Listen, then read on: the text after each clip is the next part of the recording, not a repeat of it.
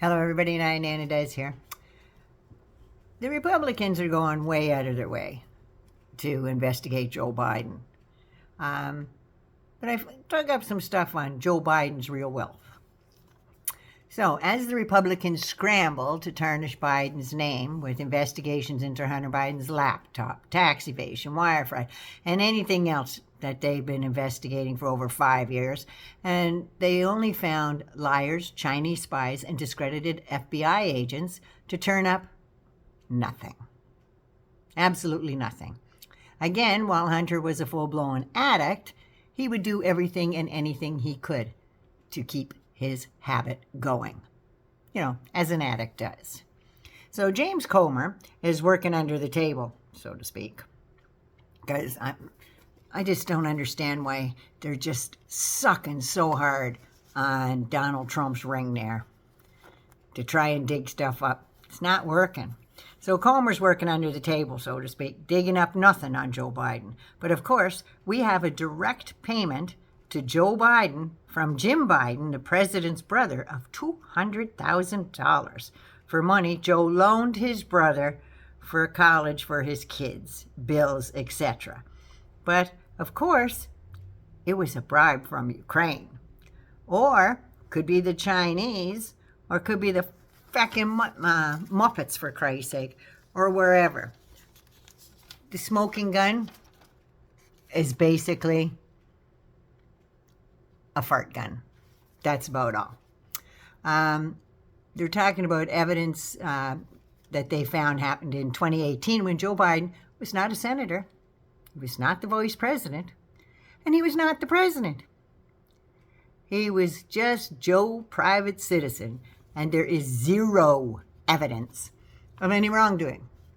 Now, Joe received a personal check from his brother, no doubt about it, because it's in all his paperwork.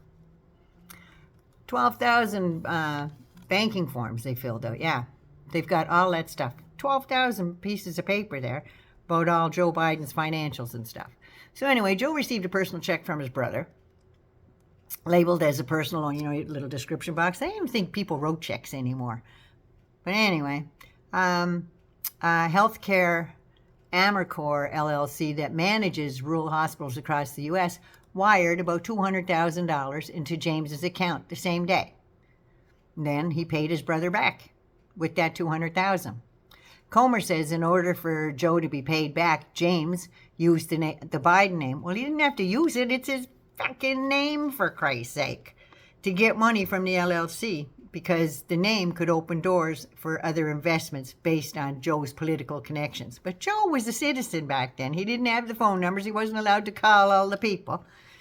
Did I mention that Joe Biden was not in office in 2018? Now, Joe Biden, of all the politicians, is not poor, but he's not really filthy rich either, like most of them, like Manchin and all those guys.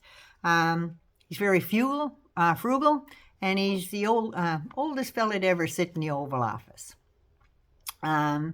He still lives in his home in Delaware, and he has a beach home, and they rent a Martha's Vineyard thing for big family reunions and stuff.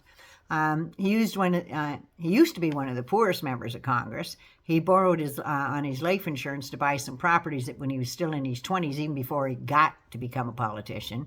And his net worth was usually in the negatives because he was borrowing against life insurance policies and stuff like that. Sometimes you win, sometimes you lose. Now, Dr. Jill Biden and President Joe Biden are worth about $9 million, according to Forbes. I don't know if they're telling the truth or not, because they said Boebert was worth $40 million. Most of their money comes from the couple books that they wrote and speaking tours. That's right, they get paid to speak. Now, in 1974, Senator Joe Biden, 2 years after his wife Neela and baby daughter were killed, he bought the former DuPont mansion in Greenville for $185,000. It was a 10,000 square foot home he nicknamed the station because he likes trains. And it became his headquarters for his first presidential bid in 1918. No, was he born then? No, I'm only joking. in 1988. And in 1996, he sold it for $1.2 million because that's how real estate works. Joe then purchased 4 acres of lakefront property in a suburb of Wilmington and built a 6,850 square foot home.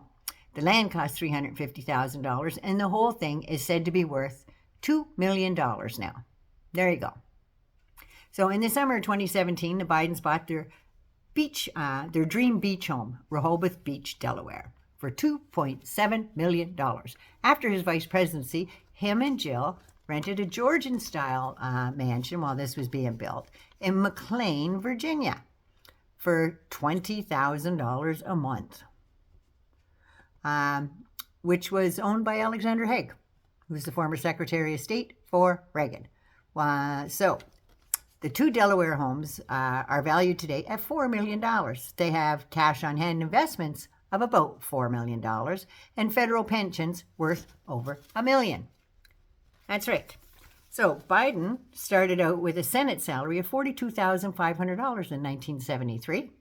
And in 2009, when he left the Senate, he was making $169,300. As vice president, he made $230,700. And as president, he makes $400,000 a year. So his first book, Promises to Keep, earned him $71,000 in royalties and another $9.5 thousand for audio book rights in 2008. So since leaving the White House, after his term from 2017 to 2019, the Bidens earned around $15 million, according to their uncooked tax filings, which include $8 million for a second book deal, $1.8 million for book tour events, $2.4 million for speaking fees, and $775,000 from the University of Pennsylvania to lead the Penn Biden Center for Diplomacy and Global Engagements as the Benjamin Franklin Presidential Professor of Practice, where Joe lectured until 2019. So, MAGA extremists, blow it out your ass. Naughty Nana loves you.